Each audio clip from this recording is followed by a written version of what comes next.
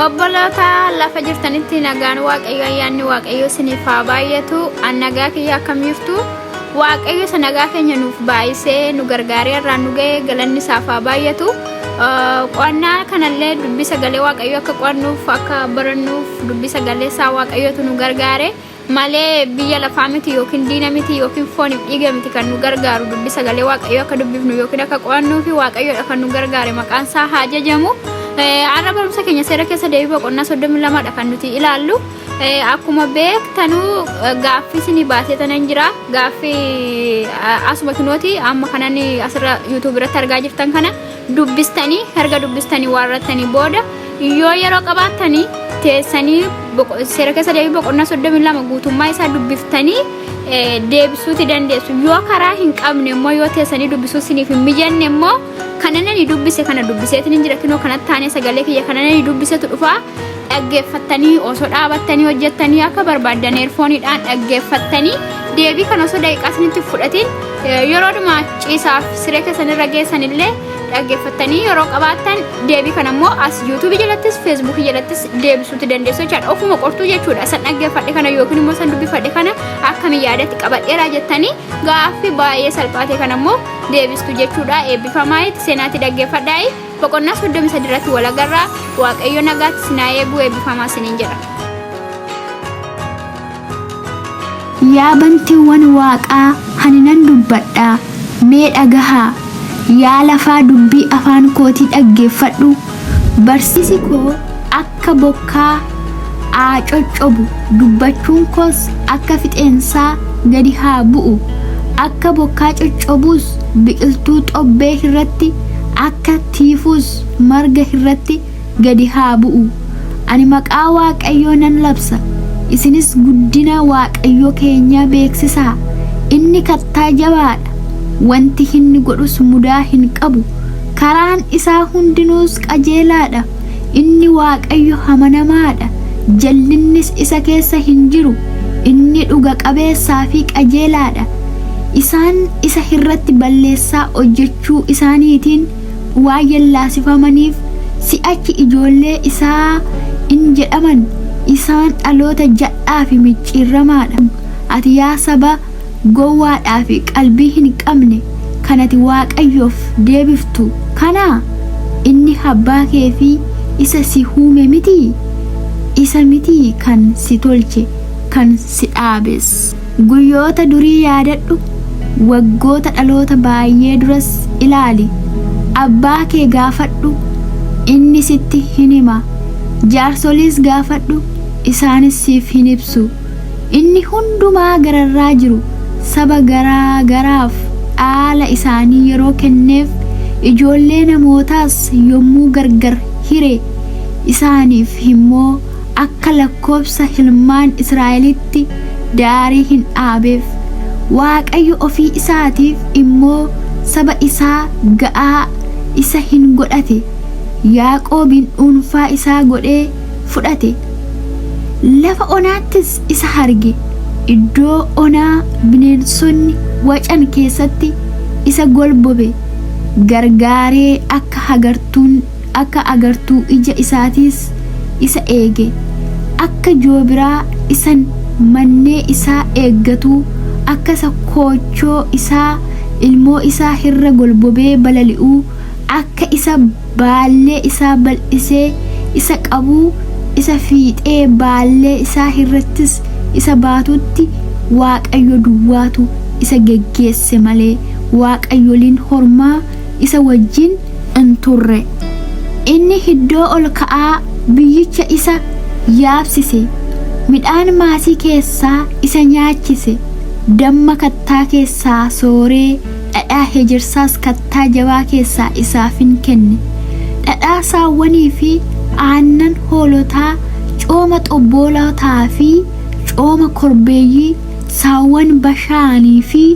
re'oota qamadii gaariis in kenneef innis cuunfaa wayinii isa diimaa hin dhuge garuu Yaaqoob inni Yeshuruun jedhame coomee isa hin dhiise inni hin gabbate in furdates inni cululluqees waaqayyoon isa uumes hin dhiise kattaa fayyina isaa sana in tuffate. Isaan waaqayyolii hormaatiin isa hinaafsisanii waaqayyolii tolfamaniinis tuttuqanii isa hin haarsan. Hafuurota hamoota warra waaqayyo hin ta'inii fi waaqayyolii haaraa warra isaan dur hin beekneef warra abboonni keessan isaan in sodaatiniif aarsaa hin dhiyeessan. Isin waaqayyo isa isin uume in irraanfattan. Kattaa isa isin tolche sana hin dhiiftan. Ijoolleen dhiiraa isaa fi ijoolleen durbaa isaa waan isa haarsaniif waaqayyo kana argee isaanin tuffate. Inni ani fuula koo isaan nan dhoksa, dhumni isaanis attam akka ta'u nan ilaala. Isaan dhaloota jal'oota ijoollee hin amanamnedhas. Isaan waaqayyo kan hin ta'iniin hana hinaafsisan. Waaqayyolii tolfamoo isaanii warra waa'ee hin baafneenis na haarsan. Anis saba kan hin ta'iniin isaan nan hinaafsisa. Saba gowwaadhaanis isaan nan haarsa. Haarii kootiin ibiddi boba'ee amma qililleetti gadi hin guba. Biyya lafaa fi wanta inni baasuu in fixa. Hundee tullootaattis in qabsiifama. Ani wanta hamaa isaan hirranan tuula. Xiyyoolii koo hundumaas isaanittan badduu baasa. Beela isaan dadhabsiisu isaanittan herga. Golfa nama fixuu fi dha'icha nama ajjeesus ilkaan bineensota hadhaa bineensota lafa munyuuqanis isaanittan erga. Hala billaan isaan harkaa ijoollee in fixa. Mana keessaas sodaan jira. Dargaggeessonnii fi durboonni, daa'imoonnii fi jaarsoliin in beeleffamu. Ani iddoo fagootti isaan nan tamsaasa. Seenaa isaanis immoo namoota gidduudhaan nan balleessa naan jedha ture. Garuu diinonni hirree keenyatu mo'e malee waaqayyo kana hundumaa hin goone jedhanii akka hana hinaarsineefan dhiise. Sabni akkasii garuu saba gorsa hin qabnedha. Hubachuunis isa keessa hin jiru. Maaloo utuu ogeessota ta'anii kana hubatanii dhumni isaanis attam akka ta'u utuu beekanii kattaan isaanii yoo isaan gurgure malee waaqayyo yoo gadi isaan dhiise malee attamitti namni tokko nama 1000 hari'uu danda'a? Yookiis attamitti namni 10,000 nama 2 baqata? Kattaan isaanii akka kattaa keenyaa miti.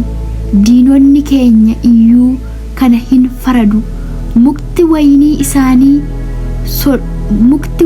isaanii Sodom keessaa fi maasii Gomoraa keessaa dhufa. Iji waynii isaanii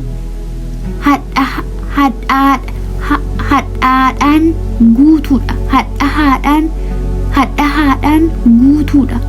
Dameen isaanis hadhaa'ummaa qaba. Daadhiin waynii isaanii hadhaa bofaati. Hadhaa marrataa isa nama hajjeesuuti. Kun hana biratti walitti hin qabamneere. Gombisaa koo keessattis mallattoodhaan itti hin caafamneere. Ijaa baasuun fi hadabuun kan kooti. Yeroon miilli isaanii itti mucucaatu jira. Guyyaa badiisaa isaanis dhiyaateera. Firdiinis dafee isaanitti hin dhufa jedhe.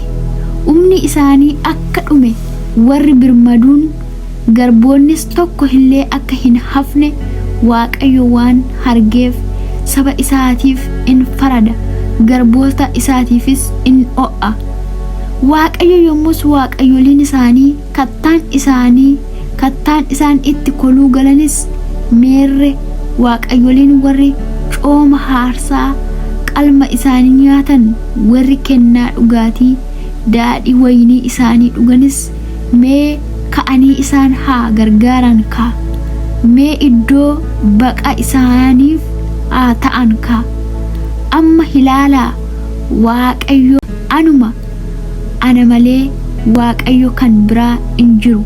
Ani nan ajjeesa, ani nan jiraachisas, ani nan madeessa, ani nan fayyisas.